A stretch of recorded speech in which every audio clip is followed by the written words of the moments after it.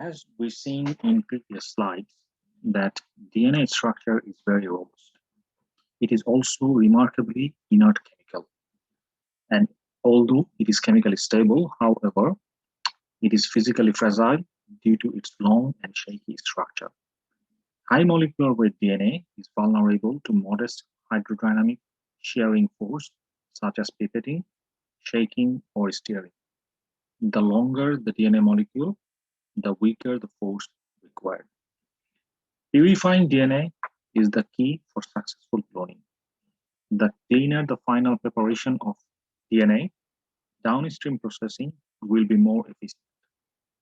There are hundreds of protocols for purifying DNA from various organisms has been published. The basic steps are: first, lysis of a host cells. In this step, generally involves some combination of detergents such as SDS and chaotropic agent such as guanidine salt.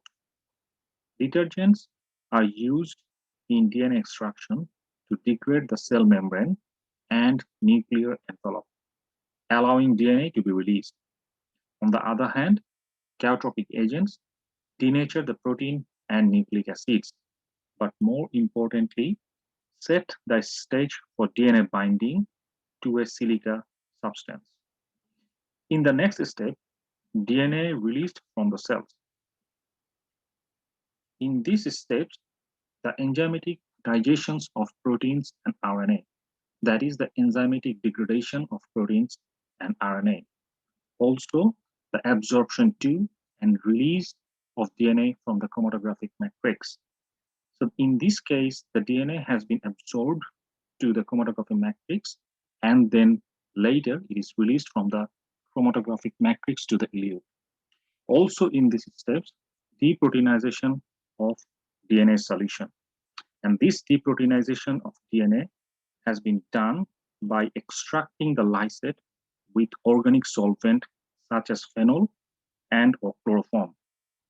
Finally, DNA is precipitated with ethanol or isopropanol to remove the salt carried from previous steps.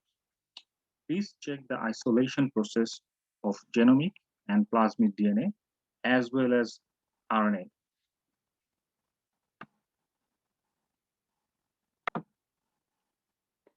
Like purification, quantification of DNA is also important for efficient use of many techniques used for molecular cloning. For routine purposes, UV spectroscopy and fluorometry are used for DNA quantification. In UV spectrometry, absorbance of DNA solution is measured by spectrophotometer.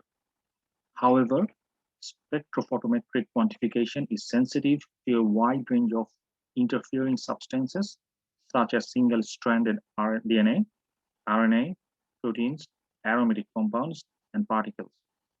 That is why it is always recommended to quantify the DNA in a range of wavelengths to confirm the purity of the DNA.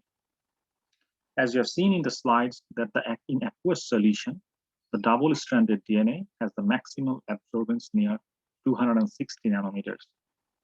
And the impurities, as you have described, that's the guanidine salts or phenolate ions, they gave absorbance near 230 nanometers. Tryptophan and tyrosine, the aromatic proteins, they gave absorbance at 280 nanometers. And light also scattered due to the particles at 320 nanometers. As a practical guideline, DNA solution with an optical density ratio 260 by 280 between 1.7 and 2 is considered to be pure enough for efficient downstream processing. Nanodrop, using the same principle of UV spectroscopy, is widely used in the labs. To quantify the DNA, the advantages of nanodrops are very small quantity of samples are required, like 2 microliters, and can measure a highly concentrated solution. And it is a very quick procedure. Researchers do not only rely the readings from nanodrop as it tends to show 5 to 15% more DNA concentration than the actual one. So it is very important to measure the DNA, especially for next generation sequencing or preparation of DNA library using another method such as running a gel or fluorometry and compare the reading with nanodrop.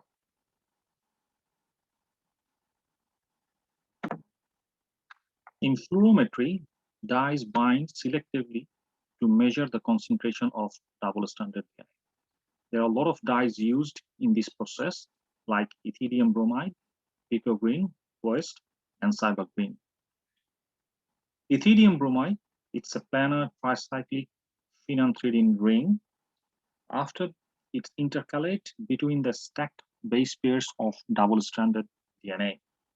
After insertion into the helix, the drug lies perpendicular to the helical axis and makes van der Waals contact with the base pairs above and below.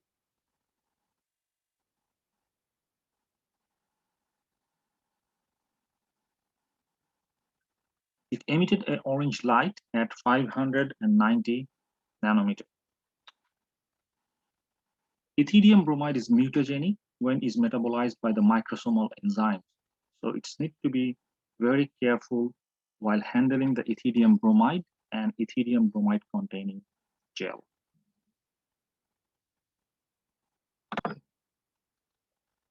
Pico-Green, a photostable dye that selectively binds to double-stranded.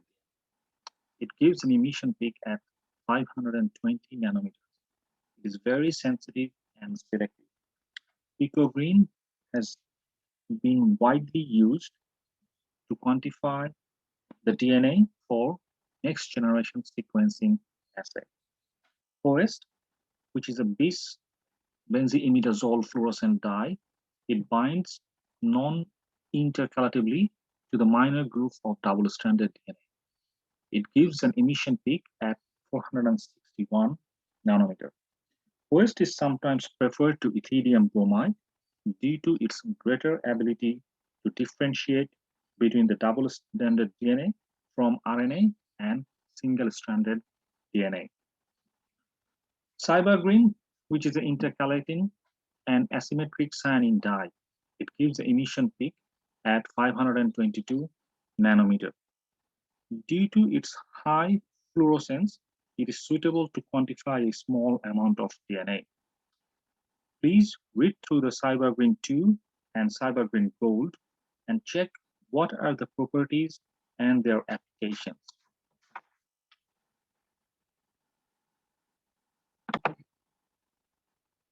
To analyze the DNA, electrophoresis has been used in the labs very routinely.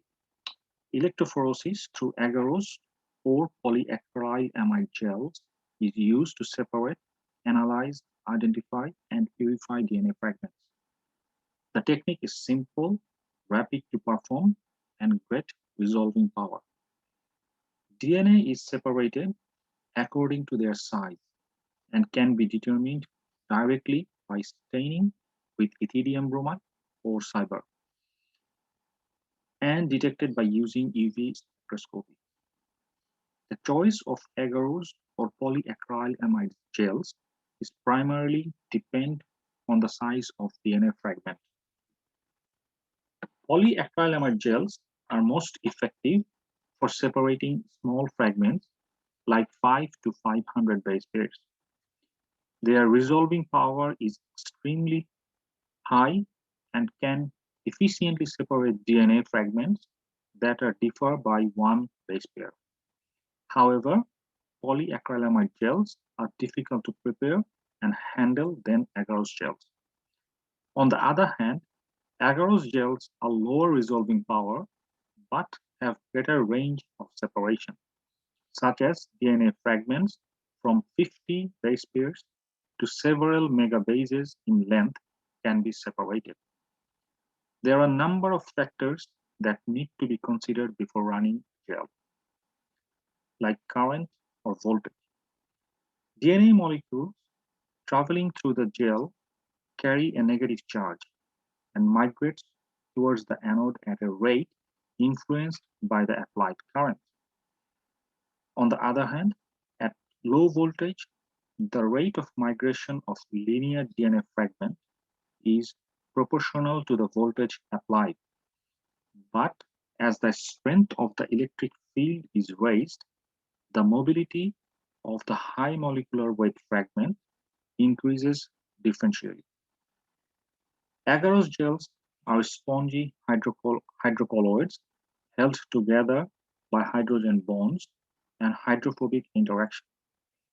Under the influence of an electric current, DNA is wiggled through the pores of the agarose gels, and the rate of migration depends on the concentration of the gel as well as the size of the DNA fragment. That is, for a smaller size fragment, higher concentration of gel is used. On the other hand, for a bigger fragment, a lower concentration of agarose gel is used. Various forms of DNA runs through the gel at different rate, and this is depend on the gel concentration as we just mentioned. Also the applied current, density of a specific DNA form. For this, it is best to run both the untreated and treated with the restriction enzyme samples together to identify the specific DNA fragment. Different types of agarose gels also contribute to gel electrophoresis. Electrophoresis buffer is another important factor to be considered.